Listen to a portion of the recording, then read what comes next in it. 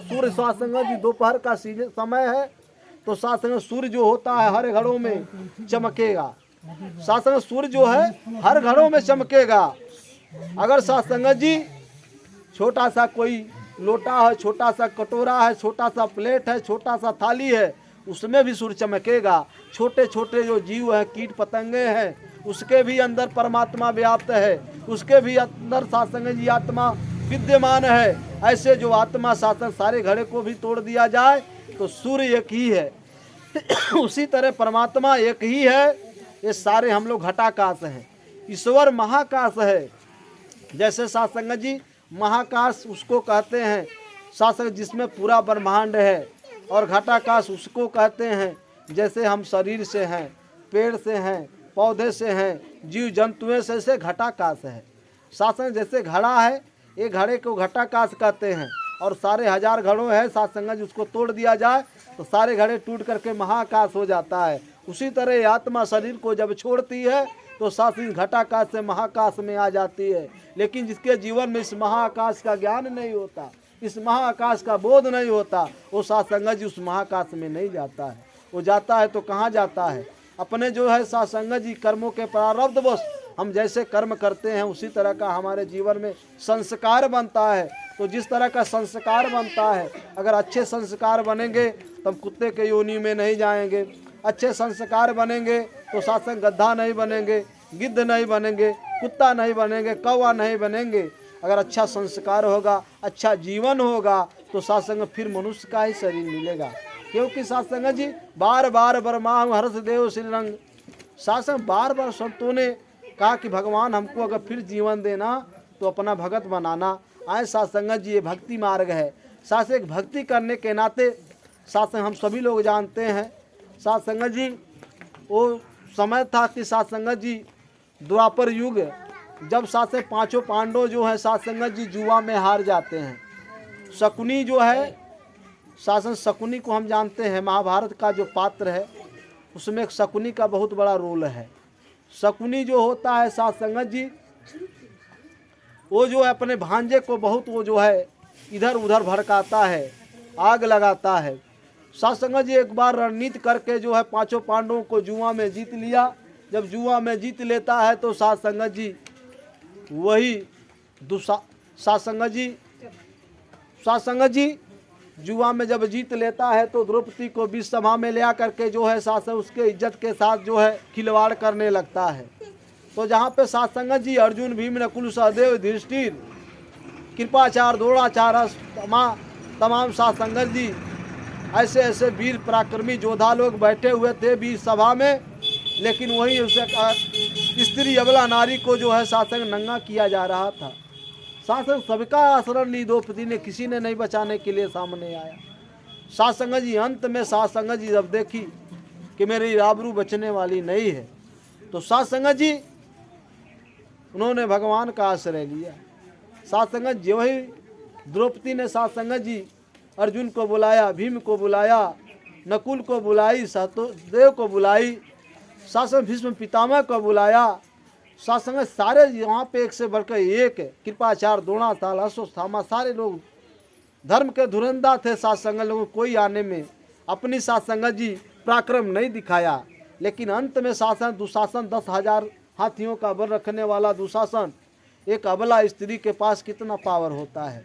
एक ही धक्के में सासंग जी, जब कोई सासंग जी हर तरह से निराश्रय हो जाता है तो सासंग जी अपना बल का उपयोग करता है। दुशासन जब चीर को सासंग जी खींचने लगा तो द्रौपदी के पास जो पौरुष था, जो बल था, वो साड़ी को दांत में दबा ली, लेकिन एक ही धक्के में सासंग जी दांत से निकल गया। सासंग जी अंत में वो द्रौपदी जो है भगवान का आश्रय ली, कहीं भगवान दुनिया में अब कोई मेरा साथ देने वाला नहीं है, एक आप ही हो जो मेरी इज्जत आबरू को बचा सकते हो। सासंग जो ही भगवान द्रौपदी ने भगवान कृष्ण को याद की, याद को उल्टा करे तो दया हो जाता है। सासंग जो ही द्रौपदी ने भगवान कृष्ण को याद की, भगवान सासंग तनिक भी देर नहीं करते हैं, सासंग जी एक अंबरा अवतार हो जाता है। हम विमल का कपड़ा पहनते हैं, अंबर साड़ी, सासंग कहीं लिखा होता है, कपड़े थान वाले जो लोग हैं लिखे होते हैं अंबर साड़ी, भगवान का एक 24 अवतार में एक अंबरा अवतार है। साध संगत जी अंबरा अवतार, भगवान एक साड़ी का साध संगत जी रूप में प्रकट हो गए। और शासन 10,000 हाथियों का बल रखने वाला दुशासन साड़ी है कि नारी है कि साड़ी बीच नारी है, वो समझ ही नहीं पाया कि साड़ी ये क्या है। तो आए साध संगत जी, भक्ति करे पताल में प्रकट करे आकाश, 3 लोक 9 खंड में छिपे न हर का दास। शासन गजराज की कथा पौराणिक कथा है।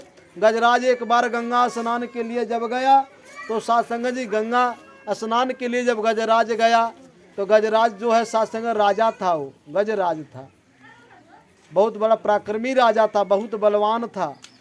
लेकिन साध संगत जी किसी से बात करता था तो शुद्ध लहजों में बात नहीं करता, तुम तमाम से बात करता था, अबे तबे की बात करता था, तुमको मिट्टी में मिला दूंगा, तुमको ये कर दूंगा।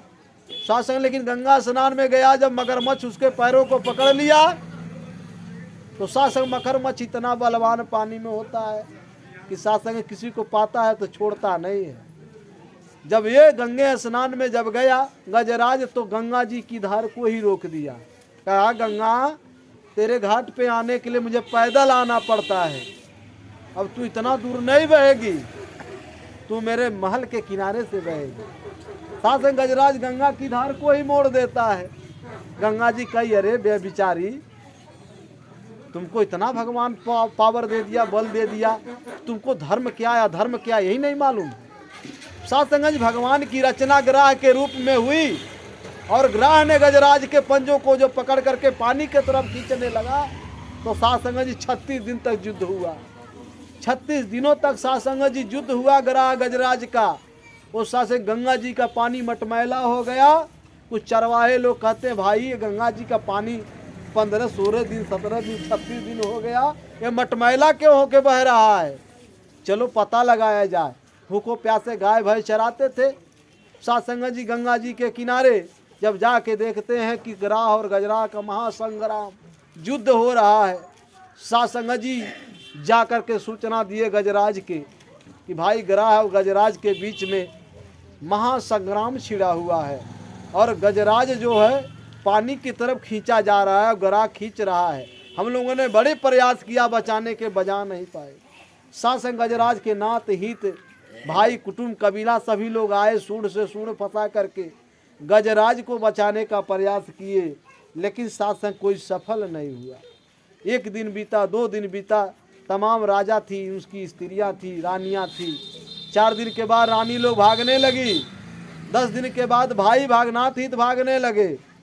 8-10 दिन के बाद साध संगत जी उसका लड़का भी जाने लगा। साथ में जब लड़का गजराज को छोड़ के जाने लगा तो गजराज रोने लगा। कहा बेटा मैंने तुमको उठौना दूध किया था, फलाने घर से लाया था, अभी पैसा भी नहीं बकाया है, पैसा भी नहीं दिए हैं, बकाया है, लेकिन बेटा तू क्यों छोड़ के जा रहा है। साथ संगत जिस तरह से गांव के लोग कह दिए कि भाई मेरा परिवार है, भैंस जौन बाटे नादे बनल बाटे, चारा पानी ना 4 दिन भई। साथ संगत जी जैसे ये लोग कह के चले गए उसी तरह नाथ ही चले गए, गांव के लोग चले गए, पुत्र जा रहे हैं, पत्नियां भी जाने लगी। तो गजराज और रोने लगा, कहे तुम तो मेरी अर्धांगनी हो, 7 फेरे 7 रस्में 7 कसमें खाई हो, 7 जीने मरने की कसम खाई हो, बेटी बेटा नात हित गांव गड़ा चल जा तो समझ में आता है, लेकिन तुम तो हमारी धर्म अर्धांगिनी हो, तुमको तो जाना शोभा नहीं देता। वो भी लोग कह रहे पतिदेव क्या करें, मैं तो मजबूर हूँ, 35-36 दिन कौन रहेगा, अब मेरे शरीर में प्राण भी नहीं, प्राण निकल जाएगा। सभी लोग छोड़ के चले गए गजराज को। अंत में साध संगत जी वही गजराज दुनिया के आश्रय छोड़ दिया। और साथ से कमल का फूल था, सूंड में ज्यों ही तोड़ा और ज्यों ही भगवान को याद किया, भगवान चक्र सुदर्शनधारी जो है भगवान विष्णु का चक्र सुदर्शन ज्यों ही याद किया, साध संगत जी अंगुली से शासन चक्र सुदर्शन निकला और गजराज की रक्षा किए भगवान ने और ग्रह का संहार किए। आए साध संगत जी, किसी और की ताकत नहीं है, ये भक्ति में वो ताकत होती है कि साध संगत जी भक्ति आपको चाहे तो शासन दुनिया की हर एक बाधाओं से शासन निकाल करके आपको एक जीवन दे देती है। आज हम ऐसे गुरु के नुमाइंदे हैं, भगत हैं कि साध संगत जी हम गुरु के प्रति अगर सच्चे निष्ठावान हैं, गुरु के प्रति हमारे दिलों में प्यार है, गुरु के प्रति श्रद्धा है, तो गुरु भी साथ संगत जी अगर आप गुरु के लिए एक कदम चलोगे तो गुरु आपके लिए 1000 कदम चलने के लिए तैयार होता है। आप ऐसे गुरु के प्रति हम सच्चा ईमानदारी से अगर हम भक्ति करें, गुरु की बातों को माने, गुरु जैसा कहता है, तो साथ संगत जी हमको धन का अभाव नहीं रहेगा, हम रोगी नहीं रहेंगे। साथ संगत जी हर रोगों की एक दवा है, केवल गुरु की सेवा करें, सत्संग करें, सुमिरन करें। इससे बड़ा दुनिया में और जो सुख चाहो सदा सरल राम की ले, राम का नाम सदा सुखदाई, भजियो नाम सब काम में आई। इंसान अगर जीवन में शाश्वत सुख चाहते हो, हमेशा आनंदित रहना चाहते हो, तो एक भगवान का आश्रय लें, क्योंकि दुनिया में कोई किसी का साथ देने वाला नहीं है। सब कोई छूट रहे, छूट जाएंगे। साथ संगत जीवन छूट रहा है, पुत्र जो है पिता है, माता है पिता है, भाई बंधु हैं, जो भी हैं, स्वार्थ पाई करे सब प्रीति, सुर नर मुन सबकी यही रीति। इसलिए निस्वार्थ भाव से अगर भगवान से हमारा प्रीत रहेगा, भगवान से हमारा साथ संगत प्रेम रहेगा, भगवान से भक्ति रहेगी, तो भगवान भी हमारे साथ संगत जी हमारे जीवन को कृतार्थ करेंगे। और जो जन्मों जन्मांतर से जो हमारी आत्मा जो साथ संगत जी परमात्मा से बिछड़ी हुई थी, वो परमात्मा अपने चरणों में शरण देंगे। तो आए साथ संगत जी जीवन को अगर कृतार्थ करना है, तो जीवन की बाजी को जीतना है, तो भक्ति जो है साथ संगत जी ज्ञान लेकर के, और कौन सा ज्ञान लेंगे? भगवान का ज्ञान।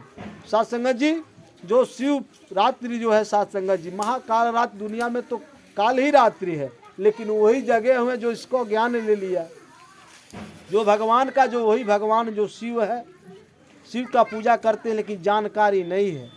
साथ संगत जी शिव केवल पत्थर में नहीं है, शिव केवल मंदिर में नहीं है, शिव केवल मस्जिद में नहीं है।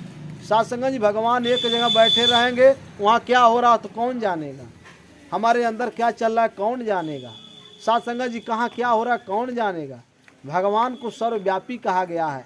तो जो भगवान हमारे अंदर है और बाहर है, जो कड़कड़ में है, विश्व के अड़ु अड़ु में है, जो पूरे महान अखिल साथ संगत जी चराचर में जो ब्रह्म है, साथ संगत ऐसा परमात्मा को आज ये निरंकारी मिशन, जैसे हमारे उदय जी हैं, हमारे डॉक्टर साहब हैं, महात्मा जी आए, इनको साथ संगत जी सदगुरु ने कहा कि इस निरंकार भगवान जो निरंकारी आध्यात्मिक मिशन जो है, इसके बैनर तले इस भगवान का ज्ञान कराया जाता है। जो ऐसा परमात्मा जो हमारे अंदर है और बाहर है, पूरे संसार में व्याप्त है, ऐसे जो सुप्रीम सत्ता है, इसका जब ज्ञान ले लोगे और ईमानदारी से सेवा करोगे, सत्संग करोगे, सुमिरन करोगे, तो साथ संगत जी ये निरंकारी भगवान जो है अपने चरणों में स्थान देंगे और हमेशा के लिए साथ संगत आप अमृत हो जाओगे। अमृत यानी कि साथ संगत जी कभी जीवन में मृत्यु नहीं होगा, आप अमृत पद को प्राप्त हो जाओगे।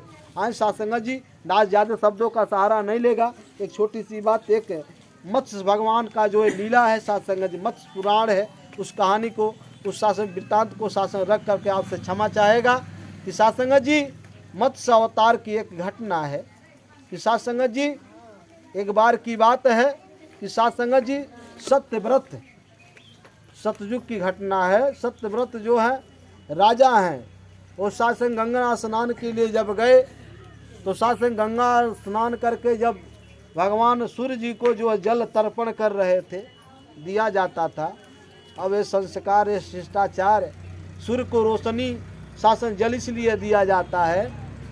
सात्संग पहले इतना नलकूप हैंड पाइप और सात्संग नहीं हुआ करता था जब, तो सात्संग जी हम गंगा में स्नान करते थे, सरजू में स्नान करते थे, राप्ती में स्नान करते थे, नारायणी में स्नान करते थे। जब स्नान करते थे तो भगवान को, सूर्य भगवान को जल तर्पण करते थे। जल तर्पण करने का रहस्य यही है कि साथ साथ जो हमारी रोशनी, जो आँख की रोशनी, जब सूर्य भगवान जो सुबह का वेला होता है, तो सूर्य की रोशनी जब इस पर जल धारा में जब टकराती है तो उस पर ताकते हैं तो हमारी आँख की रोशनी बढ़ जाती है। ये सूक्ष्म विज्ञान है। तो ये क्रिया कराई जाती थी, लेकिन उन लोगों को ज्ञान था।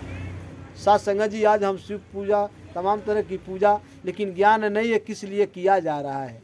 तो साथ संगत जी जब सत्यव्रत राजा जो भगवान सूर्य को जो है जल तर्पण कर रहे थे, अर्पण कर रहे थे, और पिता को भी तर्पण किया जाता है, तर्पण किया जाता है, भगवान सूर्य को जल अर्पण किया जाता है। और जो है अपने माता पिता को गया बिहार में जो लोग जा कर के तर्पण करते हैं, तो साथ संगत जी वो जब अर्पण दे रहे थे, सूर्य को दे रहे थे, जल दे रहे थे, तो साथ संगत उनके अंजलि में एक छोटी सी मछली आ गई।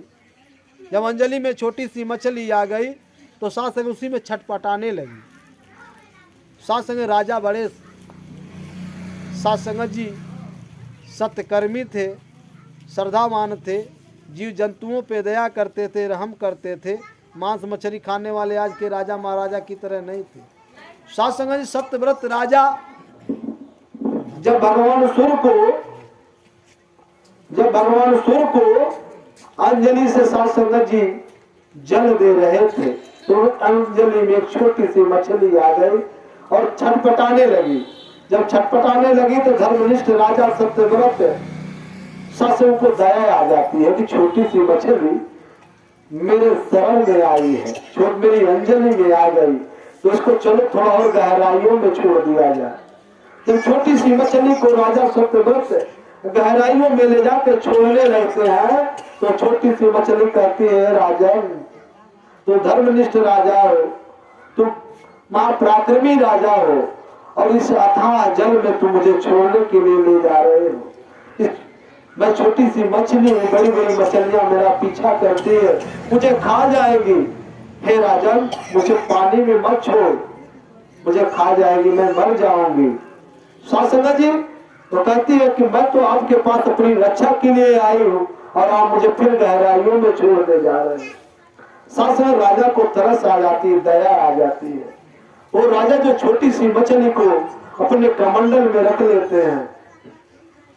सासंगा जब छोटी सी मछली को राजा सत्यव्रत अपने कमंडल में रख लेते हैं और जब अपने महल को चलते हैं तो सासंगा जी मछली रास्ते में शायद इतनी बड़ी हो जाती है कि कमंडल फड़फड़ाने लगता है। सासंगा राजा कमंडल को खोल करके देखते हैं ये तो मछली बहुत बड़ी हो रही है। सासंगा गड्ढे से दूसरे गड्ढे में, दूसरे गड्ढे से पोखरे में, तालाब में, तो सासंगा मछली जो दिन प्रतिदिन इतनी बड़ी होती है कि सासंगा देख करके शासन ताजुब होता है ये मछली इतनी तेज क्यों बढ़ रही है। सासंगा जी राजा को चिंता होता है, कहते भाई ये तो दिन प्रतिदिन बढ़ रही है, चलो गंगा जी में इनको छोड़ दिया जाता है, सरजू जी में छोड़ दिया जाता है, नर्मदा में छोड़े, तमाम नदियों में छोड़े सासंगा जी। लेकिन मछली का आश्चर्य रूप देख करके राजा हैरान है। सासंगा अंत में कहते भाई मैंने तो उसको वचन दिया है तेरी रक्षा करूंगा। सासंगा लेकिन तुम इतनी विशाल रूप धारण कर रही हो, मैं तुम्हारी रक्षा कैसे करूं। अंत में सासंगा जी राजा जो है तमाम अपने सिपाहियों से सासंगा जी मिल करके जो है किसी तरह से कहते हैं कि चलो इसको अब समुद्र में छोड़ा जाए। समुद्र में देखो कितना बड़ी होती है। सासंगा जब समुद्र में छोड़ने के लिए ले जाते हैं तो वही छोटी सी मछली जो बहुत बड़ी हो गई कहीं हे राजा मैं तेरे शरण में आई हूँ, तू क्या सोचते हो कि समुद्र में मछलियां नहीं होती, उसमें तो और बड़ी बड़ी मछलियां होती है, मुझे खा जाएंगे इसलिए मुझे अपने चरणों से लगा के रख, मुझे समुद्र में मत छोड़। सासंगा राजा सत्यव्रत सासंगा जी राजा बड़ा धर्मात्मा राजा, बड़ा दयावान निष्ठावान सासंगा जी वो कहने लगे हे मत्स्य भगवान आप कौन है, हे मत्स्य देव आप कौन है, आपके आश्चर्य रूप से मैं बहुत आश्चर्यचकित हूँ, आप अपना परिचय दें। सासंगा जी वही छोटी सी मछली जो बहुत बड़ी मछली हो गई वो सासंगा भगवान के रूप में प्रकट हो जाती है।